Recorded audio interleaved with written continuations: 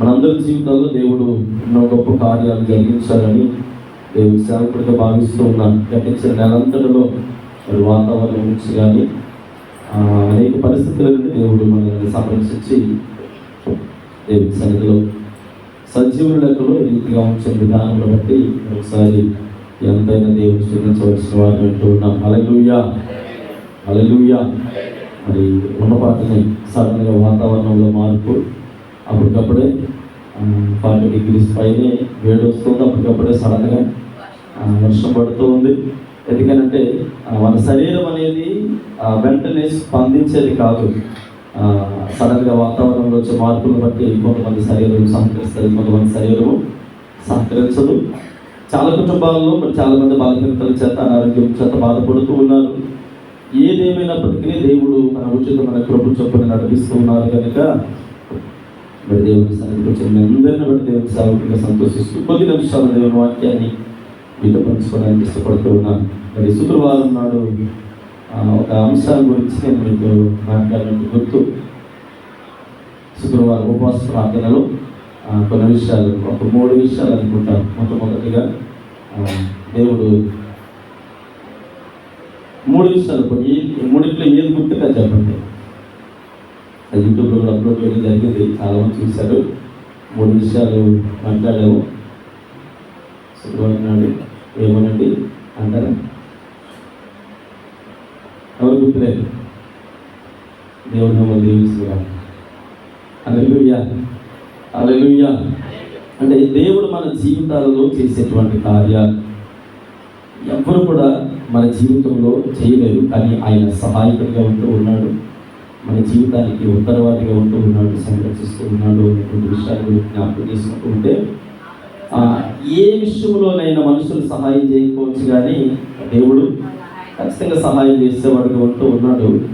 అంత మాత్రమే కాదు, మరి మన బ్రతుకులకి ఉత్తరవాదిగా ఉంటూ ఉన్నాడు, ప్రేమిస్తూ ఉన్నాడు కనుక మరి మనల్ని ప్రతి క్షణము కనిపెడుతూ ఉన్నాడు. 121 కీర్తన భాగం అనుకుంటాను. అక్కడ దాదాపుగా 6 సార్లు అనుకోండి. చూడండి, 121 కీర్తన భాగంలో దైవజనుడైన దావీదు ఇలా మాట్లాడుతూ ఉన్నాడు. ఇశ్రాయేలీయులను 120 చదవను. ఇశ్రాయేలీయులను కాపాడువాడు కునుకడు నిద్రపోడు, యెహోవాయే నిన్ను కాపాడువాడు. అంటే దేవుడు మనలను కాపాడుతూ ఉన్నాడు కనుక ఈ నూతన నెలలో, మే నెలలో అడుగు పెట్టడానికి దేవుని సంరక్షణ మన జీవితాల్లో ఉంది అని సంతోషించడానికి గల కారణం ఏంటంటే దేవుడు మనల్ని కాపాడుతూ ఉన్నాడు. ఆయన కునుకడు నిద్రపోడు, సంరక్షించేటువంటి దేవుడు. చాలా సందర్భాల్లో మనం అనుకుంటూ ఉంటాం, మన చుట్టూ ఉండేవారు, మన బంధువులు కావచ్చు, మన స్నేహితులు కావచ్చు, ఎవరైనా మనలను కొద్దిపాటి మతపరి పడ్డాం కదా, కానీ దేవుడైతే ప్రతి క్షణం వాళ్ళని సంరక్షించేవాడుగా ఉంటూ ఉన్నాడు అని దావీదు భక్తుడు జ్ఞాపకం చేస్తూ ఉన్నాడు. అయితే ఈ విషయాన్ని జ్ఞాపకం చేసుకుంటున్నప్పుడు మరికొద్దిగా పాత నిబంధన కాలంలో పితరుల కాలానికి వెళ్ళామనుకోండి. దేవుడు మన పితరులైన వారితో చేసినటువంటి వాగ్దానాలు, మన పితరులైన వారితో చేసిన ప్రమాణాలు, దేవుడు ఇచ్చిన మాట విషయంలో దేవుడు ఎలా నిలబడ్డాడు అని ఆలోచన చేస్తే దేవుడు ప్రతి క్షణము వారికి మేలుకొల్పుని దయచేసేవాడు. ఇదిగో నెక్స్ట్ ఇలా జరగబోతుంది కనుక ఒక జాగ్రత్త కలిగి ఉండండి. పాత నిబంధన కాలం అనేది ఒక నీడ లాంటిది అని చాలా సందర్భాల్లో మీకు తెలియజేశాను.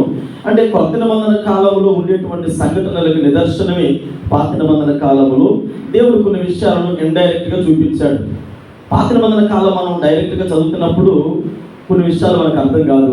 కొత్త నిబంధన బైబిల్ కూడా మనం చదువుతున్నప్పుడు కొన్ని విషయాలు మనకు అర్థం కాదు. రెండూ కూడా సమతూకములు చదువుతూ అర్థం చేసుకుంటున్నప్పుడు దైవజనుడైన పౌలు గారు ఈ 12 మంది శిష్యుల కంటే మరింత జ్ఞానమును, దేవుని అభిషేకమును పొందినటువంటి పౌలు దేవుని సన్నిధిలో ఆయా సందర్భాలలో ఇటు పాత నిబంధన కాలాన్ని, అంటే పాత నిబంధన ధర్మశాస్త్రాన్ని క్రోడీకరిస్తూ పరిచయం చేస్తూ కొత్త నిబంధన కాలంలో విశ్వాసులు ఎలాంటి భక్తి జీవితాన్ని కలిగి ఉండాలో వారికి సవివరంగా వివరించినట్లుగా బైబిల్ గ్రంథంలో చూడగలము. అందుకని చాలా మంది పౌలు యొక్క పరిచర్యను వ్యతిరేకించారు. పౌలు యొక్క పరిచర్యను 100% వ్యతిరేకించారు. ఎందుకు వ్యతిరేకించారని అంటే ఆయన ధర్మశాస్త్రాన్ని కోడి చేస్తూ ఉండేవాడు. ధర్మశాస్త్రాన్ని ఎప్పుడైతే వారి ముందుకు తీసుకొచ్చాడో వారికి అర్థమయ్యేటువంటి విషయం ఏంటంటే ఇతడు మనల్ని కించపరుస్తూ ఉన్నాడు, ఇతడు మనల్ని తక్కువ చేసి మాట్లాడుతూ ఉన్నాడు, ఇతడు మనల్ని అణిచివేస్తూ ఉన్నాడు. ఎందుకు అలా అనుకునేవారంటే మీకు మరలా జ్ఞాపకం చేస్తూ ఉన్నాను, శాస్త్రులు పరిచయులు సద్దుకాయులు అనేవారు పాత నిబంధన కాలంలో మరి నాయకత్వపు లక్షణాలు కలిగిన వారు. అంత మాత్రమే కాదు, వారు ప్రధాన యాజకులుగా పనిచేసేటువంటి స్థితిలో ఉన్నారు. అంటే వారు ధర్మశాస్త్ర ఉపదేశకులుగా ఉంటూ ఉన్నారు. ధర్మశాస్త్రాన్ని బోధిస్తున్న క్రమంలో పౌలు ధర్మశాస్త్రాన్ని బోధిస్తూనే యేసుక్రీస్తు ప్రభువు వారి గురించి పరిచయం చేసేవారు. హల్లెలూయా. అంటే ఈ శాస్త్రులు పరిచయులు సద్దుకాయులకి ధర్మశాస్త్రాన్ని బోధించడం తప్ప క్రీస్తు ప్రేమ గురించి కొత్త నిబంధన కాలంలో ఉండేటువంటి ఆ అర్థం గురించి చెప్పడం రాదు, తెలియదు. ఎందుకంటే క్రీస్తు వారు అంగీకరించలేదు కనుక. ఇప్పుడు పౌలు ధర్మశాస్త్రాన్ని తెలియజేస్తూ కొత్త నిబంధన కాలంలో క్రీస్తు ప్రేమను పరిచయం చేస్తున్నప్పుడు కొద్దిపాటి ఈర్ష్య కలిగింది వాళ్ళకి. కాబట్టి పౌలు మాటలను అంగీకరించేవారు కాదు. ఈరోజు దేవుని బిడ్డలుగా దేవుని వాక్యం ముందుకు వచ్చినటువంటి అందరితో దేవుని సేవకుడిగా ఒక మాట మీకు పరిచినట్లు ఇష్టపడుతూ ఉన్నా. చూడండి, జకర్యా గ్రంథము 3వ అధ్యాయం 9వ వచనములో దైవజనుడు ఇలా మాట్లాడుతూ ఉన్నాడు. యెహోషువ ఎదుట నేనుంచిన రాతిని తేరు చూడండి, ఆ రాతికి 7 నేత్రములు ఉన్నవి, దాని చెక్కడపు పని చేయువాడును నేనే, ఇదే సైన్యములకు అధిపతియగు యెహోవా వాక్కు. నేను మిమ్మల్ని ప్రశ్న అడుగుతా, కొత్త నిబంధన కాలంలో రాయ అని పోల్చబడినటువంటి వ్యక్తి ఎవరు? యేసుక్రీస్తు ప్రభువు వారు తనను తాను రాయిగా పోల్చుకున్నాడు. ఇప్పుడు పాత నిబంధన కాలంలో ఆయన ఏమంటాడంటే, యెహోషువ ఎదుట ఒక రాయి ఉంది. ఆ రాయిని ఎలా చూడాలంటే సర్వసాధారణంగా రాయి అనేటప్పటికి ఏం చూస్తాం? జనరల్గా చూస్తాం. కానీ ఇతను ఏమంటున్నాడంటే ఆ రాయిని మీరు తేరు చూడాలి. తేరు చూస్తే వచ్చే ప్రయోజనం ఏంటి? అసలు ఆ రాయి ఎవరు? పాత నిబంధన కాలాలు మనం జనరల్గా ఎలా చదివేసి వదిలేసాం. రాయి అన్నాడు కదా, వెళ్ళే మార్గంలో ఏదో అడ్డుగా ఉన్న రాయేమో, లేదంటే బలిపీఠం కట్టడానికి పెట్టినటువంటి రాయేమో. అంటే బలిపీఠం యొక్క అర్థం ఏంటో తెలియాలి. ఆ తర్వాత ఆ రాయ నిలిపినటువంటి వ్యక్తి యొక్క మనోభావం, ఆ యొక్క హృదయంలో ఉండేటువంటి తాత్పర్యం తెలుసుండాలి. రాయ ఏ సందర్భంలో నిలబెట్టాడో తెలుసుండాలి. అంటే పాత నిబంధన కాలంలో ఆ సందర్భాన్ని చదివేసి వదిలిస్తే మనకు అర్థమయ్యేది ఏంటంటే ఏదో బలిపీఠాన్ని కట్టడానికి రాయి నిలబెట్టాడు, లేదంటే ఏదో సూచనకు రాయి నిలబెట్టాడు. మీకు తెలుసు, యోర్దాను నదిలోంచి దాటి వచ్చిన తర్వాత, యోర్దాను నది ఏకరాశంగా నిలిచిపోయిన తర్వాత దేవుడు మోషేతో యెహోషువతో మాట్లాడాడు. ఇదిగో 12 గోత్రాల వారు 12 రాళ్ళు తీసుకొని వచ్చి ఆ బయట నిలబెట్టమనయ్యా. రాళ్ళు నిలబెట్టినప్పుడు మీ పిల్లలు ఆ రాళ్ళను చూస్తే వాళ్ళకి ఏం గుర్తు వస్తుందో తెలుసా? ఆనాడు మా తాతల ముత్తాతల కాలంలో యోర్దాను నదిలో నుంచి నడిచి వచ్చినప్పుడు ఆ అడుగు భాగంలో నుంచి తీసుకొచ్చినటువంటి రాళ్ళు. ఇది ఒక సూచన, పోలిక. కానీ మరి ఈ రాయ ఏ రాయ? అది తేరు చూసేటువంటి రాయ యేసుక్రీస్తు ప్రభువు. ఈరోజు మనము ఆ రాయిని ఎలా చూడాలి? ఎలా మామూలుగా క్యాజువల్గా చూసి వెళ్ళిపోతే సరిపోతుంది. దేవుని బిడ్డలుగా మన బ్రతుకులో కావలసినటువంటి ఆ స్థితిగతులు 7 నేత్రములు అంటారు. చూడండి, ప్రకటన గ్రంథం చదవస్తున్నది కానీ ప్రకటన గ్రంథంలోకి వెళ్ళేటప్పటికి ఆయన అంటాడు, ఈ 7 నేత్రములు అయినటువంటి పదం ఎక్కడ చూడవచ్చు మనము? 7 దీపస్తంభములను, 7 ముద్రలు, ఆ తర్వాత 7 స్తంభములను. అదే ఇప్పుడు ఇవన్నీ కూడా 7 నేత్రములు కలిగినటువంటి అధికారము కలిగిన వ్యక్తి ఎవరు అని మనం ఆలోచన చేస్తే యేసుక్రీస్తు ప్రభువు వారి సాదృశ్యం. అంటే పాత నిబంధన కాలానికి కొత్త నిబంధన కాలానికి ఖచ్చితంగా సమతూకములో బైబిల్ గ్రంథాన్ని అర్థం చేసుకోవాలి. ఈ వాక్య భాగాన్ని మనం చదువుతున్నప్పుడు యెహోషువ గురించినటువంటి మాటలు మనం జ్ఞాపకం చేసుకుంటే కొన్ని విషయాలు, అగ్ని, నీరు, ఆ తర్వాత వర్షము, భూమి, సూర్యుడు, చెట్లు, చంద్రుడు, గాలి, ఇవేవైతే ఉన్నాయో వాటి గురించి మనం ఆలోచన చేస్తే యేసుక్రీస్తు ప్రభువు వారిని మనం ముఖాముఖిగా డైరెక్ట్గా చూడకపోయినా వాటిలో ఉండేటువంటి ఇప్పుడు నేను తెలియజేసినటువంటి కొన్ని పదాలు, గాలి కానీ, నీరు కానీ, అగ్ని కానీ, ఆ తర్వాత సూర్యచంద్రులు కానీ, ఈ పదాలు ఏవైతే ఉన్నాయో యేసుక్రీస్తు ప్రభువుల వారిని మనకి ఇండైరెక్ట్గా పరిచయం చేస్తూ ఉన్నాయి. ఎక్కడ? పాత నిబంధన కాలంలో.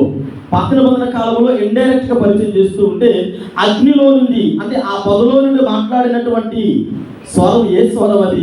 అది దేవుని స్వరము. ఇప్పుడు కొత్త నిబంధన కాలంలోకి వచ్చేటప్పటికి మేడగదిలో కనిపెట్టినటువంటి వ్యక్తుల మీద బలమైనటువంటి గాలి వంటి, అంటే గాలి, అగ్ని జ్వాలల వంటి నాలుకలు, అంటే ఇవన్నీ కూడా మనం జ్ఞాపకం చేసుకుంటున్నప్పుడు దేవుడు ఆయా సందర్భాలలో పోలికల ద్వారా మనతో మాట్లాడడానికి ఇష్టపడుతూ ఉన్నారు. చూడండి, ఇక్కడ మనం జ్ఞాపకం చేసుకుంటున్నప్పుడు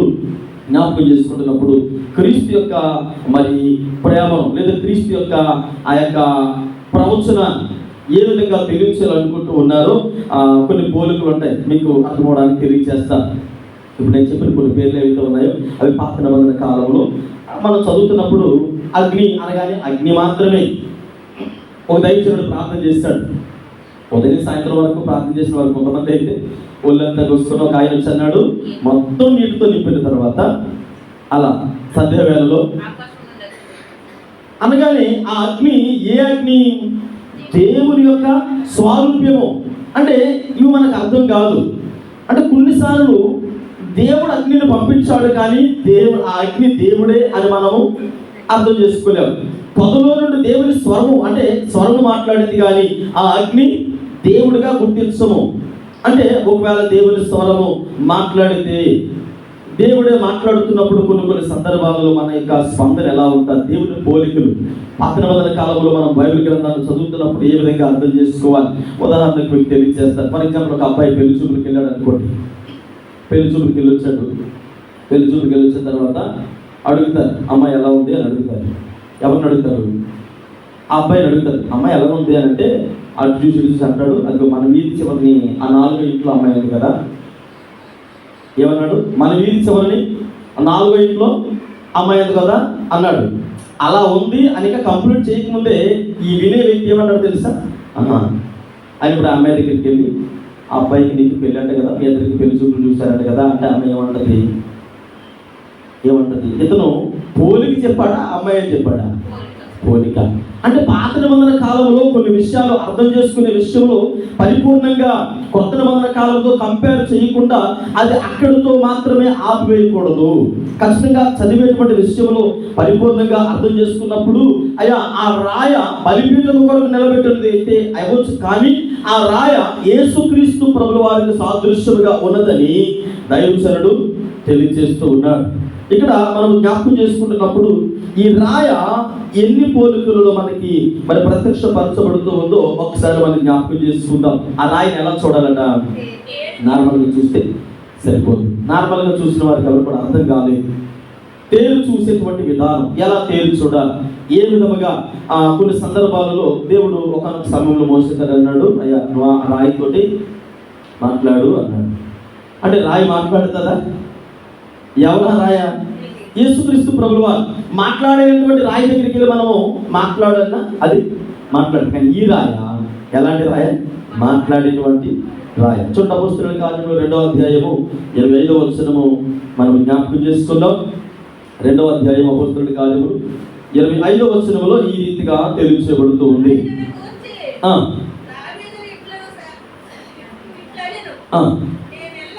నేనెల్లప్పుడు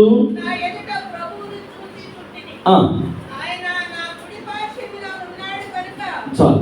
ఇక్కడ మనము అపోస్తలుల కార్యములు 2వ అధ్యాయము 25వ వచనములో ఈ రీతిగా రాయబడి ఉంది.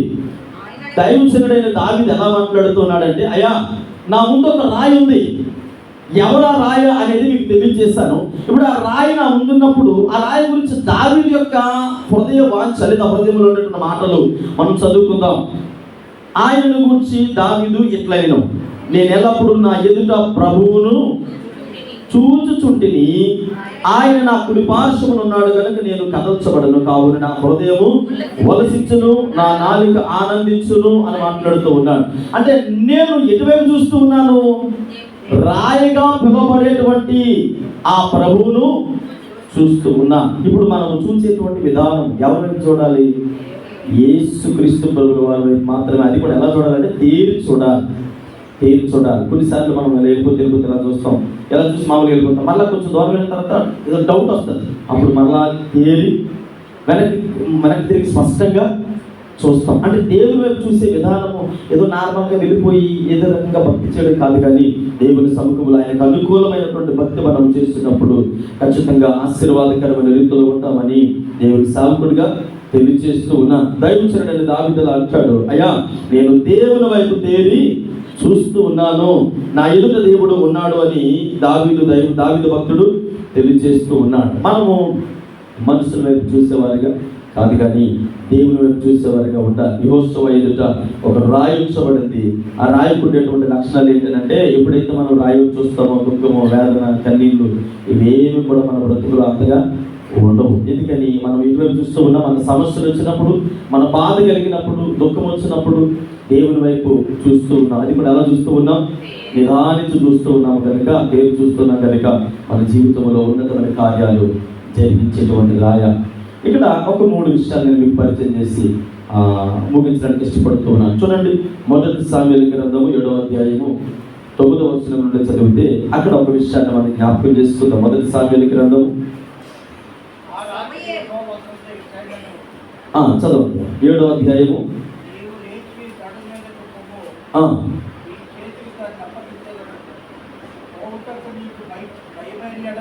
1 సామ్యూయేలు గ్రంథం 7వ అధ్యాయం 9వ వచనం. సమూయేలు పాలు విడవని ఒక గొర్రె పిల్లను తెచ్చి యెహోవాకు సర్వాంగ బలిగా అర్పించి ఇశ్రాయేలు పక్షమున యెహోవాకు ప్రార్థన చేయగా యెహోవా అతని ప్రార్థన అంగీకరించెను.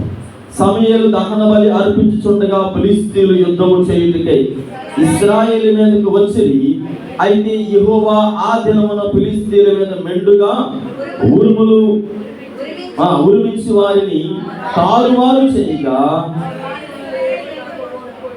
ఇక్కడ మనం జ్ఞాపకం చేసుకుంటే ఆ కింద పుట్టినట్లు ఏమనుందంటే సహాయపు రాయ. ఈ రాయ ఎలాంటి రాయ? మనము తేరు చూసినప్పుడు, ఎవరు చూసినప్పుడు ప్రభువు రాయితో పోల్చబడ్డారు కనుక మనం ఏదో క్యాజువల్గా చూసేటువంటి విధానం వేరు.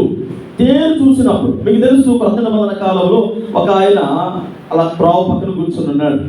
యేసుక్రీస్తు ప్రభుల వారు అలా వెళ్ళిపోతూ ఉంటే ఆయన అత్యాశక్తితో యేసు ప్రభు వారు చూశారట. మరొక సందర్భం అపోస్తలుల కార్యములు 3వ అధ్యాయంలో ఉంటుంది. శృంగారముల దేవాలయములకు మరి కొంతమంది దైవజనులు వెళ్ళిపోతూ ఉంటే అక్కడ ఒక భిక్షగాడు కూర్చొని వారి వైపు తేరు చూస్తూ ఉన్నాడట. వారి దగ్గర ఏమైనా బంగారము, వెండి, విలువైనటువంటి ఏమైనా కానుకలు వస్తాయేమో అని ఆ భిక్షగాడు వారి వైపు తేరు చూస్తూ ఉన్నాడు అని రాయబడి ఉంది. అంటే తేరు చూడడం ద్వారా దేవుని కార్యాలు మన జీవితంలో ఖచ్చితంగా పొందుకోగలము అనడానికి ఈ లేఖన భాగాలు తెలియజేస్తూ ఉన్నాయి. అంటే నువ్వు తేరు చూసినప్పుడు, తేరు చూడడం అంటే ఒక మాటలో చెప్పాలంటే, అయా నీవు తప్ప నాకు వేరొక దిక్కు లేదు అని అర్థం. నీ దగ్గర నాకు ప్రత్యేకమైనటువంటి ఆశీర్వాదం ఉంది, నీ దగ్గర నాకు ప్రత్యేకమైనటువంటి దీవెనలు ఉన్నాయి, నీవే సహాయం చేసేవాడివి అని పరిపూర్ణంగా దేవుని వైపు తేరు చూడాలి. దేవుని వైపు ఎప్పుడైతే మనం తేరు చూస్తామో ఖచ్చితంగా సహాయం చేయడానికి ఆయన సంసిద్ధుడే ఉన్నాడు. ఇక్కడ సందర్భాన్ని మీకు జ్ఞాపకం చేసుకుంటే, ఇజ్రాయేల్ ప్రజలు దాదాపుగా చాలా మంది చనిపోయారు. 2 సందర్భాలలో చాలా మంది చనిపోయారు. చనిపోయిన తర్వాత వాళ్ళందరూ కూడా ఏడుస్తూ ఉన్నారు. ఏడుస్తూ ఉంటే సమూయేలు వచ్చి వాళ్ళందరితో మాట్లాడుతూ ఉన్నాడు. ఎందుకు ఏడుస్తూ ఉన్నారంటే, అయ్యా మా కుటుంబాలలో వేల సంఖ్యలో చనిపోయారు, ఒక్కరిద్దరు కాదు, వేల సంఖ్యలో చనిపోయినప్పుడు దుఃఖము కాకపోతే మరి ఏమొస్తుందయ్యా అని సమూయేలు అడిగితే సమూయేలు అన్నాడు, అదే కాదు కానీ రండి, మీరందరూ కూడా నాతో రండి, అక్కడికి వస్తే నేను ప్రార్థన చేస్తాను అన్నాడు. నిజానికి సమూయేలు ఆనాటి కాలంలో దేవుని బిడ్డలను నడిపించడానికి దేవుని యొక్క ప్రత్యక్షతను పొందినవాడు. నిజానికి సమూయేలుకి యుద్ధం రాదు. ఆయన రాజుగా, అంటే మొట్టమొదటిగా రాజుగా సౌలు పిలవడినప్పటికీ ఆయన అప్పుడు ఇశ్రాయేలు ప్రజలకి న్యాయాధిపతిగా, రాజుగా, యాజకుడిగా, అంటే ప్రవక్తగా అన్ని విధాలుగా సమూయేలు ఒక్కడే ఉన్నాడు. అయితే సమూయేలుకి యుద్ధం రాదు. మరి ఇప్పుడు సమూయేలు వచ్చి అంటాడు, మీ అందరూ రండి అక్కడికి వెళదాం అని అంటే వీళ్ళందరూ ఏమని ఆలోచన చేస్తారు? అయ్యా మేమందరం యుద్ధ నేర్పడతనం కలిగిన వారు, బలము కలిగిన వారిని, జ్ఞానం కలిగిన వారిని, అలాంటిది అక్కడికి వెళ్ళిన తర్వాత కొన్ని వేల మందిని మేము కోల్పోయాం. ఇప్పుడేమో నీవు సడన్గా వచ్చావు, నీకు యుద్ధము రాదు, కేవలం ప్రార్థన తప్ప నీ దగ్గర ఏ ఆయుధము లేదు, నువ్వేమో ఇప్పుడు అక్కడికి వచ్చి రండి అని అంటున్నారు కదా అని ఎవరు కూడా వచ్చి చేయలేదు. సరే సమూయేలు రమ్మని అడిగిన సమూయేలుకు ఒక భయంకరమైన సవాలు తన ముందుకు వచ్చింది. ఫిలిష్తీయులు చూస్తే భయంకరమైనటువంటి ఉగ్రవాదులు లాంటి వారు, యుద్ధం చేయడానికి ఆరుతీరులు వారు, మూర్ఖుల కంటే భయంకరమైనటువంటి అంటే భయంకరంగా చిన్నపిల్లలను కూడా విడిచిపెట్టలేనటువంటి క్రూరత్వం కలిగిన వారు. అలాంటి వారి దగ్గరికి సమూయేలు అంటాడు, రండి మీరు మిస్పాక్ రండి, అక్కడ మనం అందరం కూడా కలిసి ప్రార్థన చేద్దామంటే వీళ్ళు అనుకుని ఉంటారు, అయ్యా యుద్ధంలోకి కత్తి పట్టుకుని వెళ్ళిన వాడే విజయం పొందలేదు. అక్కడికి వెళ్ళి ప్రార్థన చేస్తే విజయం వస్తుందా అని అనుకుంటవచ్చు. కానీ నేను అనుకుంటాను, మిస్పాకి ఎప్పుడైతే వచ్చారో సమూయేలు చేసిన పని ఒకటే, కత్తి పట్టుకోలేదు, ఈటు పట్టుకోలేదు, బల్లిమేం పట్టుకోలేదు. అక్కడ మీరు చూడండి, ఆ వాక్య భాగాన్ని చదివి 9వ వచనంలో, సమూయేలు పాలు విడవని ఒక గొర్రె పిల్లను తెచ్చి యెహోవాకు సర్వాంగ బలిగా అర్పించి ఇశ్రాయేలు పక్షముని యెహోవాకు ప్రార్థన చేయగా యెహోవా అతని ప్రార్థన అంగీకరించి అర్పించుచుండగా యుద్ధము చేయుటకై చాలు. ఇక్కడ ఏమి యుద్ధం చేయలేదు, కానీ వీళ్ళు యుద్ధం కొరకు అంటే అక్కడికి వెళ్ళారు. మిస్పాకి వెళ్ళి ప్రార్థన చేసిన వెంటనే అక్కడ భయంకరమైనటువంటి పిడుగులు పడ్డాయి. నిన్న మొన్న మనం చూస్తున్నామంటే ఎలాగో ఉండే వారికి సరిజ్వరం వచ్చేసింది. ఎలాగైతే సరే పలుపులు వేసుకున్నా ఆ ఉరుములకి మెరుపులకి వచ్చే మెరుపులకి ఏదో రకమైనటువంటి భయము, బయటికి వెళ్ళాలంటే భయము. అంటే ఎప్పుడైతే ఈ ప్రార్థన పరిపూర్ణత అయిపోయిందో అప్పుడు అనుకున్నారు, సరే వెళ్దాం అనేటప్పటికి వీళ్ళు ఆ ప్రదేశానికి వెళ్ళేటప్పటికి అప్పటికే వాళ్ళు ఏమై ఉన్నారు, చచ్చిపోయి ఉన్నారు. అంటే మీకు సహాయం చేసేటువంటి దేవుడు ఎలాంటి వాడు అంటే, అనేక దినాలుగా దేవుని సన్నిధిలో ఒక అంశం గురించి ఒక సహాయం కొరకు ప్రార్థన చేస్తూ ఉన్నారు. మనుషుల దగ్గరికి వెళ్ళారు, అధికారుల దగ్గరికి వెళ్ళారు, ఇంకెక్కడెక్కడికో పరిగెత్తు అలసిపోయి ఇప్పుడు చివరికి దేవుని సన్నిధికి వచ్చారు. ఉదయకాల సమయంలో దేవుని సన్నిధిలోకి వచ్చి దేవుని పాదముల చెంత మీరు ప్రార్థిస్తూ ఉండగా, మీ భారం కలిగినటువంటి మనసుతో దేవుని సన్నిధిలో కనిపెడుతూ ఉండగా, మీకంటే ముందుగా మీరు వెళ్ళి ఏ సహాయం కొరకైతే ఎక్కడికైతే వెళ్ళి కలుసుకుని మాట్లాడాలనుకుంటూ ఉన్నారో, ఏ సహాయం కొరకు చేయి చాచి అర్జించాలనుకుంటూ ఉన్నారో, మీకు ఆటంకంగా నిలిచే ప్రతి ఆటంకమును దేవుడు మీకంటే ముందుగా తొలగించబోతూ ఉన్నారు. ఈరోజు ఇశ్రాయేలు ప్రజలు దేవుని సన్నిధిలో ఊహించలేనటువంటి సహాయం దేవుని దగ్గర నుంచి వచ్చింది. కనిపెట్టారు, కత్తి బలాన్ని ఉపయోగించారు, ఈటు బలాన్ని ఉపయోగించారు, వారి యొక్క శరీర బలాన్ని ఉపయోగించారు, తెలివితేటలను ఉపయోగించారు. అన్నింటిని ఉపయోగించి ఫిలిష్తీయులతో యుద్ధం చేద్దామని పరిగెత్తుకుని వెళ్ళినప్పుడు మరి అనేకులు చనిపోయారు అక్కడ. కానీ కేవలం బలిపీఠాన్ని పెట్టాడు. బలిపీఠం అనేటువంటి రాయ ఎదుట నిలబడ్డారు. ఆ రాయ ఎదుట నిలబడి నా సహాయకుడు నీవేనయ్యా అని ఎప్పుడైతే వీళ్ళు ప్రార్థన చేస్తారో, ఆ బలిపీఠం మీద గొర్రె పిల్లను సమర్పించిన వెంటనే అక్కడ వారికి వచ్చినటువంటి సహాయం ఏంటంటే, దేవుని నుండి ఒక చక్కటి ఆశీర్వాదకరమైనటువంటి సమాధానం వారి జీవితంలోనికి వచ్చినట్టుగా దేవుని సేవకుడిగా తెలియజేస్తూ ఉన్నాను. మరి ఈరోజు నీ ముందు సహాయం చేసేటువంటి రాయ ఒకటి ఉంది. ఆ రాయ ఎవరికి అది యేసుక్రీస్తు. మనుషులు మాట ఇచ్చి తొలగిపోవచ్చు, అధికారులు మాట ఇచ్చి తొలగిపోవచ్చు, ప్రతి లోకంలోని స్నేహితులు మాట ఇచ్చి తొలగిపోవచ్చు. మీకు ఎందుకు నేను ఉన్నాను కదా, మీకేం పర్వాలేదు, మీకే అవసరం వచ్చినా మా దగ్గరికి రండి అని మాట ఇచ్చిన వారు లేదంటే జస్ట్ ఉదయాన్నే ఇచ్చేసాం అని చేతులు ఇలా దులిపేసుకోవచ్చు. కానీ నీ దేవుడు ఆయన వైపు చూస్తే ఖచ్చితంగా సహాయం చేయడానికి సంసిద్ధుడిగా ఉన్నాడని దేవుని సేవకుడిగా తెలియజేస్తూ ఉన్నా. ఇప్పుడు మీరు జ్ఞాపకం చేసుకోండి, మీరు ఒకవేళ సహాయం కొరకు అటు ఇటు పరిగెత్తుతూ ఉంటే దేవుడు ఖచ్చితంగా ఆయన వైపు చూసిన వారికి సహాయం చేయడానికి సంసిద్ధుడిగా ఉన్నాడని తెలియజేస్తూ. రెండవది మనం జ్ఞాపకం చేసుకుంటే 1 పేతురు పత్రిక 2వ అధ్యాయము 4వ వచనాన్ని జ్ఞాపకం చేసుకుంటాం. 1 పేతురు పత్రిక 2వ అధ్యాయము మనుషుల చేత విసర్జింపబడినను దేవుని దృష్టికి ఏర్పరచబడినది అమూల్యమును సజీవమునైన రాయకు. ఈ రాయి రాయక జీవము లేనటువంటి రాయ కాదు, మృతుల్యమైనటువంటి రాయ, లేదంటే ఎక్కడో మనం అలా వెళ్ళిపోతుంటే కాళ్ళకి తగిలి అలా ఉండిపోయేటువంటి రాయి కాదు. అంటే ఈ లోకంలో మనం ఆలోచన చేయవలసినటువంటి రాయి. అందుకని యేసుక్రీస్తు ప్రభుల వారు యెరూషలేము జయప్రవేశముకి వెళుతున్నప్పుడు యేసు ప్రభు అంటారు, పిల్లలారా మీరు మాట్లాడకండి అనగానే ఆయన అంటాడు, ఇదిగో వీలు కాముగా ఉంటే ఆ రాళ్ళు వేస్తాయి. రాయికు జీవం ఉంది. ఆ జీవము కలిగిన దేవుడు ఈరోజు నీకు సహాయకుడిగా ఉంటూ ఉన్నాడు. అంత మాత్రమే కాదు, సజీవుడిగా ఉంటూ ఉన్నాడు. ఆయన సజీవుడు కనుక నీతో మాట్లాడడానికి ఇష్టపడుతూ ఉన్నాడు.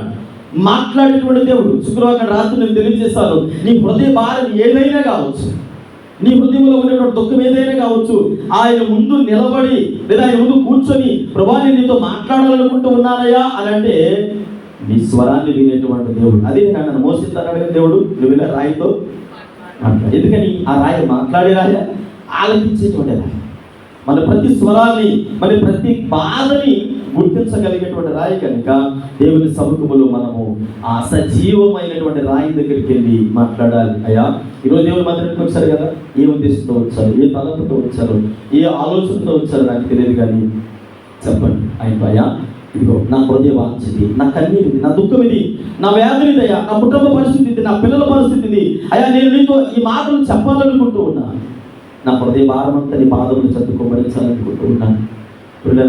ఆయన ఆలకించడానికి సంసిద్ధుడిగా ఉంటాడు, జీవము కలిగినటువంటి రాయ. యెషయా ప్రవక్త అంటాడు, ఇదిగో చెవులుండి వినవు, నోరుండి తినవు, మాట్లాడవు, ముగ్గుండి వాసన చూడవు, కానీ మన దేవుడు ఎలాంటి వాడంటే మనము పిలిస్తే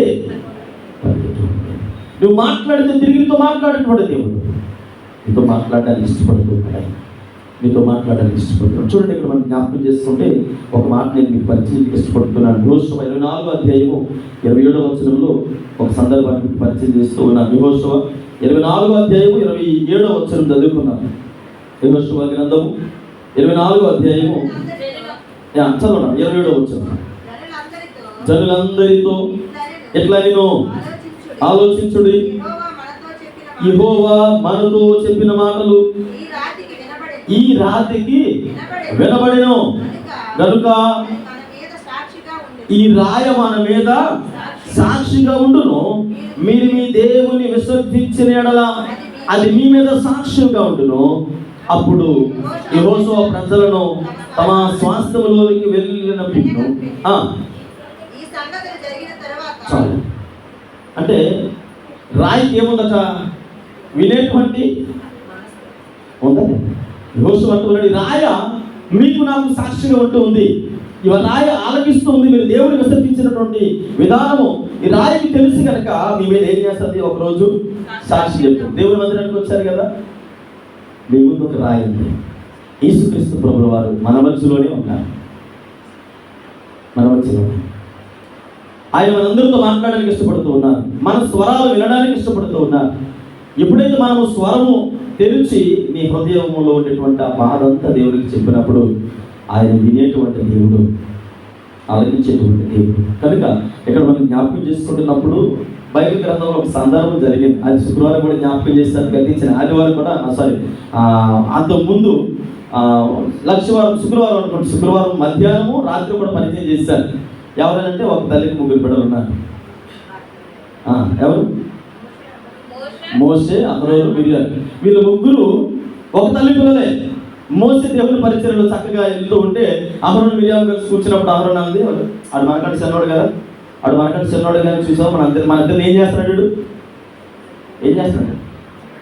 అది మోషేకి తెలియదు. మోషే విన్నాడా? వినలేదు.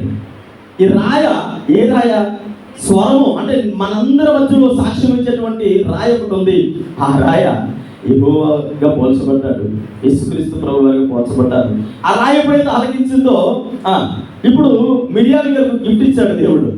గిఫ్ట్ ఇవ్వగానే అప్పుడు వెంటనే, అయ్యా బుద్ధి కడితే ఏదో పొరపాటు నోరు జారిస్తాను, తప్పు అయిపోయింది అని ఆ రాయి ముందు మరలా మొదలు పెట్టినప్పుడు అది మరలా చక్కటి ఆరోగ్యాన్ని పొందుకోండి. ఒకవేళ ఈరోజు దేవుని మందిరంలో మీరు ఏ స్వరాన్ని వినాలనుకుంటూ ఉన్నారు? మీ స్వరం ఏ రాయికి వినిపించాలనుకుంటూ ఉన్నారు?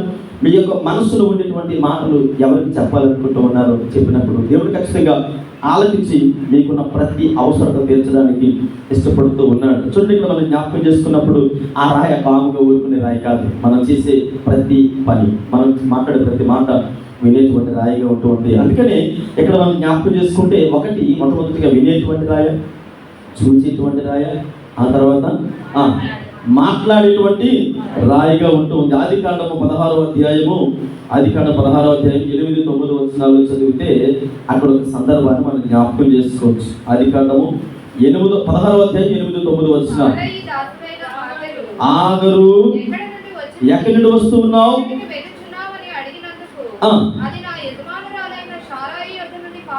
అది నా యజమానురాలైన సారాయి ఎదుట నుండి పారిపోవచ్చు. అంటే ఇక్కడ మీరు చూడండి, 16వ అధ్యాయంలో మనం జ్ఞాపకం చేసుకుంటే అడుగుతుందా రాయ? ఏమని అడుగుతుంది?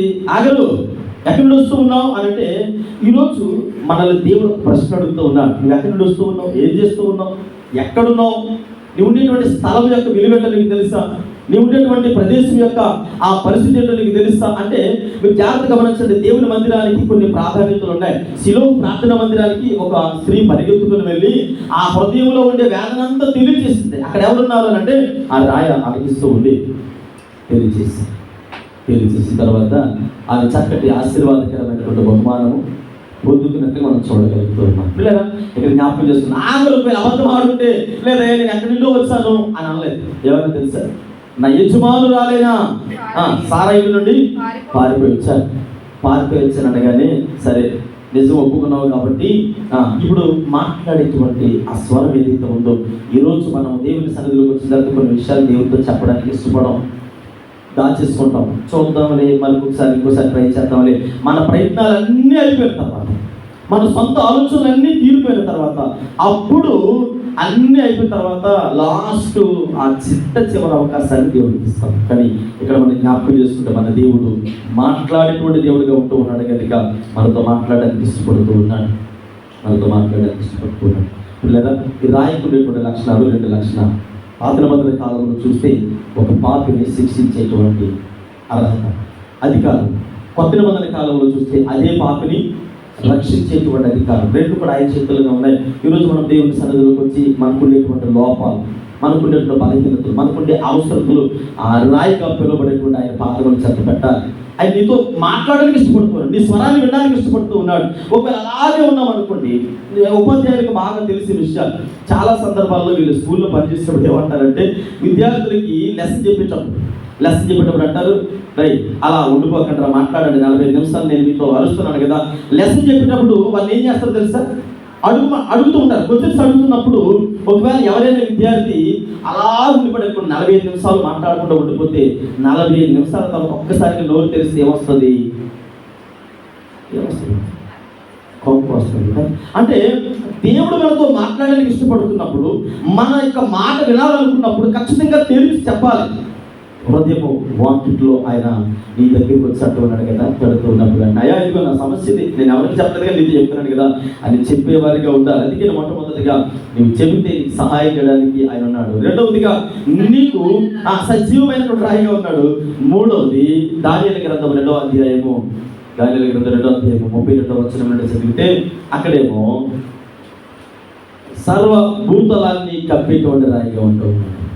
దానియేలు గ్రంథం 2వ అధ్యాయం 32వ వచనం చదువుకుందాం. చదవండి. ఆ ప్రతిమ యొక్క శిరస్సు మేలిన బంగారమును,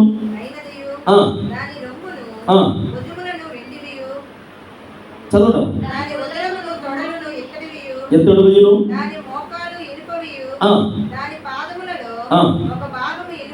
ఎనపదియు మట్టి దేవుడెను, మరియు చేతి సహాయము లేక ఒక రాయ ఇనుమును మట్టియు కలిసిన ఆ ప్రతిమ యొక్క పడి తుత్తినీలుగా చాలు. అంటే భూతలాన్ని కప్పేటువంటి రాయ. ఈ రాయ ఏ చేతి సహాయము లేదు. ఎవరి సహాయం మీద యేసు ప్రభు వారు ఆధారపడాలి. మీరు అడగవచ్చు, అదేంటండి ఇప్పుడు బైబిల్ గ్రంథంలో ఆయన ప్రార్థన చేశాడు, తండ్రి నీ చిత్తమైతే ఈ నా యొద్దనండి అన్నారు కదా. మరి తండ్రి ప్రార్థన చేశాడు కదంటే, తండ్రి కుమార పరిశుద్ధాత్మ త్రియేక దేవుని కలయికే యేసుక్రీస్తు ప్రభువు వారు. ఇలాంటి మళ్ళా దీన్ని వేరే అర్థంగా మార్చకండి. కొంతమందికి తండ్రి కుమార పరిశుద్ధాత్మ త్రియేక దేవుణ్ణి వేరేలా మళ్ళిస్తారు, లోకస్తులకు ఆపాదిస్తూ ఉంటారు. ఆయన ఒకే సమయంలో ప్రత్యక్షమైనటువంటి దేవుడు. అది కూడా గతించిన కాలంలో మీకు తెలియజేశారు, పొదలో మాట్లాడినటువంటి సందర్భం. అంటే యేసుక్రీస్తు ప్రభువు వారు రాయితో పోల్చబడ్డారు. ఇక్కడ మూడవదిగా భూతలమంతటిని కప్పేటువంటి రాయ, సర్వలోకానికి చక్రవర్తి అయినటువంటి ఆయన సకల మానవాల పాప విముక్తి కొరకు లోకానికి వచ్చినట్లుగా మనము చూడగలుగుతూ ఉన్నాం. సర్వభూతలాన్ని కప్పేటువంటి రాయిగా ఉంటూ ఉంది. ఇక్కడ మనం జ్ఞాపకం చేసుకుంటే గతించిన కాలంలో నేను మీకు తెలియజేసినట్టు గుర్తు, కొన్ని రాజ్యాలు ప్రపంచాన్ని పరిపాలించినటువంటి అగ్రరాజ్యాలుగా పిలువబడేటువంటి కొన్ని రాజ్యాలు, ఇక్కడ దాదాపుగా ఒక 6 రాజ్యాలు అనుకుంటాను. ఎన్ని రాజ్యాలండి? 6 రాజ్యాలు. మొట్టమొదటి రాజ్యం ఏంటి? ప్రపంచాన్ని పరిపాలించినటువంటి రాజ్యం, మొట్టమొదటి రాజ్యం ఐగుప్తు సామ్రాజ్యం, ఆ తర్వాత మాదీయ పార్షిక సామ్రాజ్యం, ఆ తర్వాత బబులోను సామ్రాజ్యం, ఆ తర్వాత రోమా సామ్రాజ్యం, ఆ తర్వాత ఇప్పుడు ప్రజెంట్ ఉన్నటువంటి అంటే రాజకీయ నాయకులు లేదా చక్రవర్తులు, మంత్రులు, వారు ఉన్నటువంటి రాజ్యము. ఆరవది క్రీస్తు రాజ్యం. అంటే ఈ అన్ని రాజ్యాలు, 5 రాజ్యాల కంటే పటిష్టమైనది, బలమైనది ఏ రాజ్యము అని అంటే యేసుక్రీస్తు ప్రభుల వారి యొక్క రాజ్యము. అంటే ఆ రాజ్యాన్ని రాయితో పోల్చబడ్డారు. ఎవరి సహాయం లేదు. ఇప్పుడు ఒక మంత్రి గెలవాలి అని అంటే ఖచ్చితంగా ఎవరి సహాయం కావాలి? వాటర్ సహాయం కావాలి. ఇప్పుడు రోమా సామ్రాజ్యం నిలబడాలి అని అంటే అక్కడ ఉన్నటువంటి సామంత రాజ్యుల యొక్క సహాయము కావాలి. బబులోను నిలబడాలి అంటే ఏ రాజ్యం నిలబడాలన్నా ఎవరికో సహాయం కావాలి. కానీ యేసుక్రీస్తు ప్రభువు వారి రాజ్యానికి ఏ వ్యక్తి యొక్క సహాయము అక్కర్లేదు. ఎవరి సహాయం లేకుండా మరి ప్రపంచాన్ని పరిపాలించినటువంటి రాజ్యం ఏదైనా ఉంది అని అంటే యేసుక్రీస్తు ప్రభువు వారి యొక్క రాజ్యం. అందుకని ఈ రాయ సకల భూతలాన్ని కప్పేది. మానవాళ్ళు పాప విముక్తి కొరకు ఆయన సజీవుడిగా ఈ లోకములకు వచ్చి రావడం మాత్రమే కాదు, సకల మానవాళ్ళు పాపముల కొరకు ఆయన మరణించి 3వ దినాన సజీవుడిగా లేచాడు. ఎవరి సహాయమైనా ఉందా? మన రాయ ఎవరైనా గుర్తించారా? యేసు ప్రభువాన్ని ఎవరైనా అయ్యా లేవండి అయ్యా 3వ రోజుని మీరు లేస్తానన్నారని ఎవరైనా లేపారా? ఆయన పునరుద్ధానానికి ఆకాశానికి వెళ్ళే విషయంలో ఎవరైనా సహకరించారా? మానవాళి రక్షణ కొరకు ఎవరైనా ఆయన్ని పిలిచారా?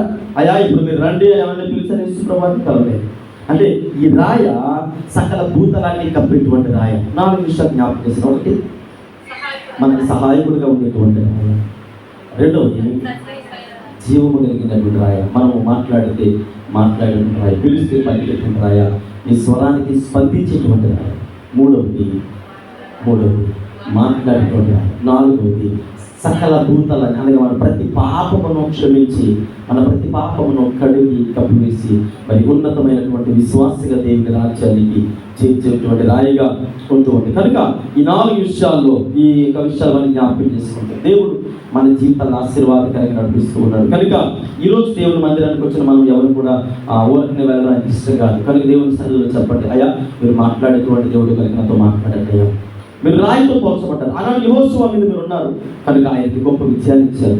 తేరి చూసేటువంటి అధికారం. అయ్యా మేము ఈ లోకంలో అనేకులు చూస్తూ ఉన్నాం కానీ ఏ విధమైన సహాయం మాకు రాలేదు. కనుక అనేకులతో మాట్లాడుతున్నాం కానీ వారికి నుంచి స్పందన రావడం లేదు. అయ్యా ఇందులో ప్రభా మాకుండేటువంటి బలహీనతలను బట్టి ఎంతో మంది మమ్మల్ని కించపరుస్తున్నారు. నాకుండే లోపాలను బట్టి, నాకున్నటువంటి చిన్న బలహీనతలను బట్టి ఎంతో మంది ఎగతాళి చేస్తూ నవ్వుతూ ఉన్నారు. కానీ మీ దగ్గరికి వచ్చినప్పుడు మీ రక్తం నా మీద ప్రోక్షణ జరిగించే ప్రతి పాపాన్ని కడిగి మీ రాజ్యానికి వారసులుగా మమ్మల్ని సిద్ధపరుస్తున్నారు. అది ఇదిగో ఈ ఉదయకాల సమయంలో మరి కొద్ది నిమిషాలు మనం దేవుని సన్నిధిలో చెబుతాం, ప్రార్థన చేస్తున్నాం.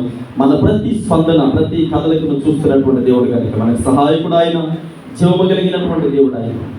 కనుక మరి ఈ సమయంలో దేవుని సన్నిధిలో చెబుదాం, అయ్యా మీ కృప మాకు సమృద్ధిగా ఉంచండి అని దేవుని సముఖంలో ప్రార్థన చేస్తున్నాం. పరిశుద్ధుడైన తండ్రి, జీవాధిపతి యేసయ్యా ఈ వందనాలు స్తోత్రాలు చెల్లిస్తూ ఉన్నాను ప్రభా. అయ్యా మీ పాదములు చెంతకు చేరుకొని ఈ రీతిగా మీ నామమును స్తుతించడానికి మీరు మాకు దయచేసినటువంటి సమయాన్ని బట్టి మీకు స్తోత్రాలు. కూడా వచ్చిన బిడ్డలను దీవించండి.